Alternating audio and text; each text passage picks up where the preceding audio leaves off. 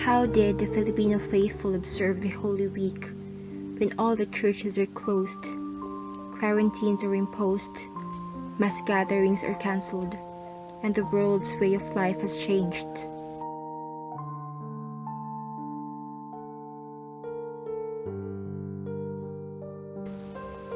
The pandemic can be overwhelming, but to Christian faith, to celebrate the most sacred time of the year, there is always a way.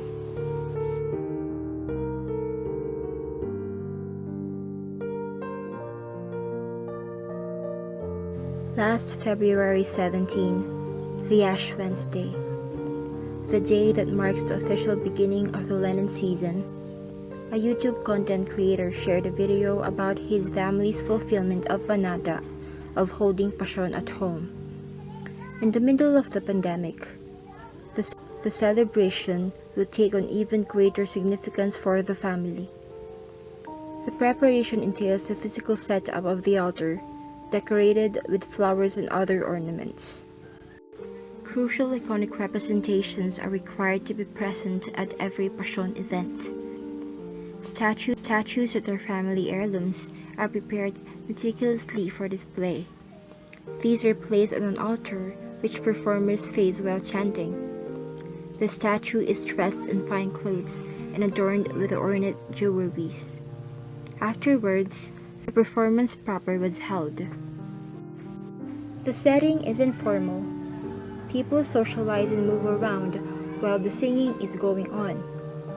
In reality, the audience is not expected to be completely silent or to give undivided attention to the performance. The number of mambabasa is not set. It takes a minimum of 2 persons to perform, although a group composed of 5 to a dozen persons is typical. The collective effort is expressed in the entire event, which reveals the relevant function that makes the Pasyon practice locally meaningful. It exemplifies a deeply shared spirit of community bonding.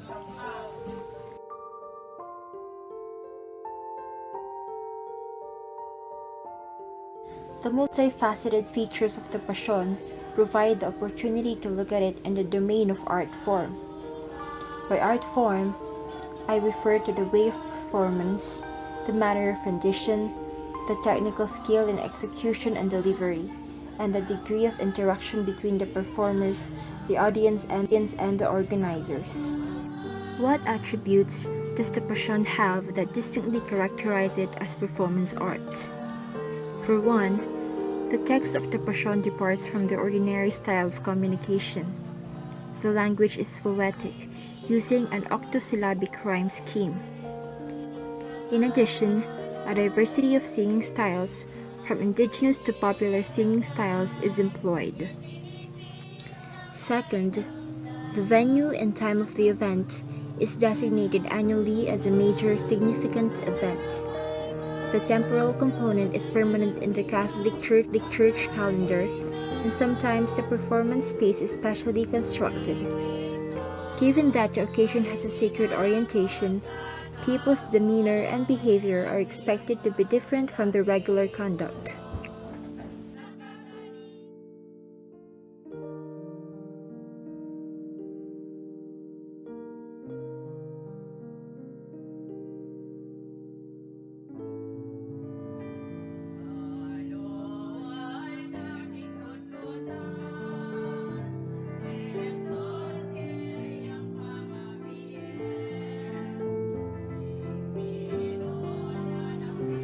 The Cenacle satisfies and reinforces the vivid, visual spectrum of performance as the Pasyon text is dramatized. In the Pabasa, no personification of God, Christ, Mary, or the saints is invoked between the actors and the acted parts. Rather, the message is conveyed through the chanting of the printed words. This is a prevalent characteristic of the Pabasa practice. The use of these type of representational practice, of chanting, supports a major premise that music is a principal feature of the performance of the Pasyon.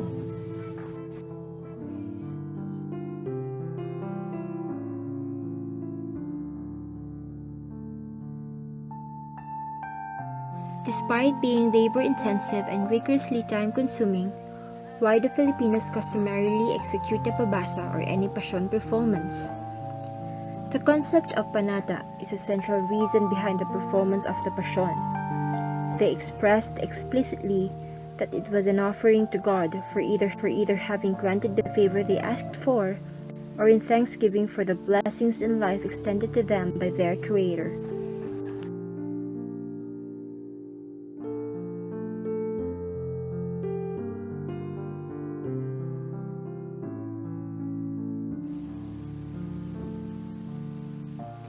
Amidst the pandemic, churches and religious organizations embraced recommendations on preventive measures, impeding all social gatherings.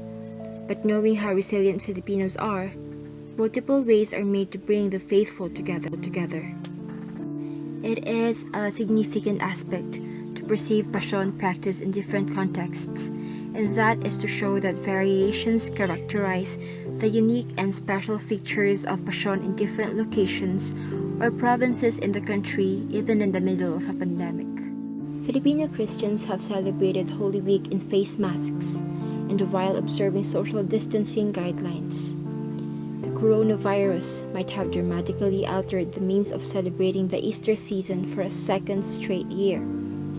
However, it seems that even a global pandemic cannot halt the Filipino practice of pasyon. The pasyon is an important, clear case that articulates Filipino religious consciousness and social expression despite the situation. It is a powerful medium that reveals and represents the macroscopic situation of Philippine society, being centered on the family and extending to a larger social framework.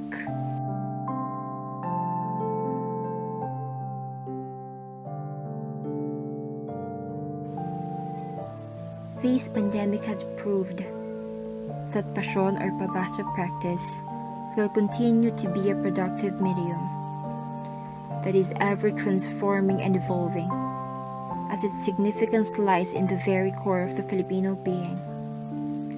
The pasyon will continue to thrive for as long as it serves to express and interact with significant aspects of social reality that seeps deep into the Filipino consciousness and sensibility.